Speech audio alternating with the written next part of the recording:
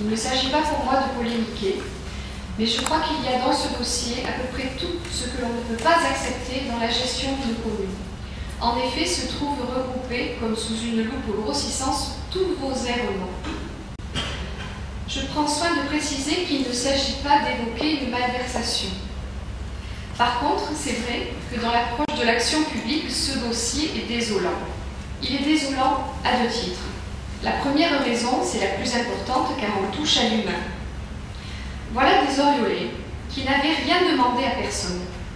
Ils avaient simplement le malheur d'habiter à un endroit où on avait décidé d'implanter des équipements sportifs. Pour cela, il existe une procédure qu'on appelle l'expropriation. Mais là, on ne leur a pas dit on va vous exproprier, on va acheter. On leur a dit qu'on leur collait une réservation au poste pour réaliser des équipements publics.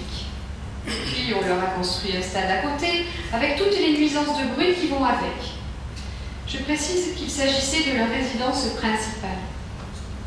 Et puis toujours pas d'expropriation, mais par contre toujours la réservation au poste. Pour le vendre, c'est impossible pour ces propriétaires, car personne ne veut acheter un terrain mis en réservation. On a donc mis ces gens en suspension.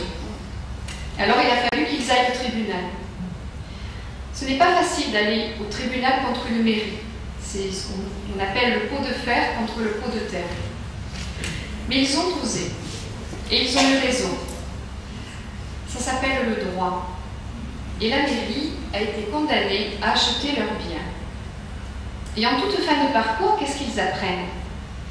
On leur dit que sur leur terrain, tout compte fait, on ne voulait rien faire. Et qu'on allait le revendre à un particulier. Permettez-moi de vous dire que cette démarche est inacceptable. La deuxième raison qui motive mon intervention, c'est celle de l'élu municipal. Vous dites dans la délibération, que vous n'avez pas lu, le tribunal a prononcé le transfert de propriété des parcelles appartenant aux époux Maminot au profit de la commune. La réalité, c'est que le tribunal a condamné la ville d'Oriol à acheter cette propriété.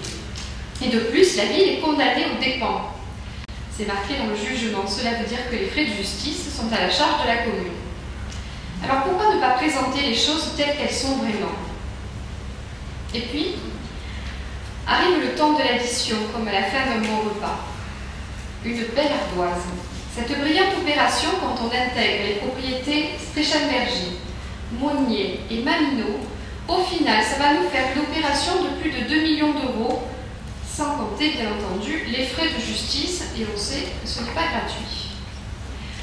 Alors je sais que vous allez essayer de nous faire prendre des vessies pour des lanternes et de nous faire croire que vos erreurs sont en fait de grands gestes fondateurs pour l'avenir d'Oriol.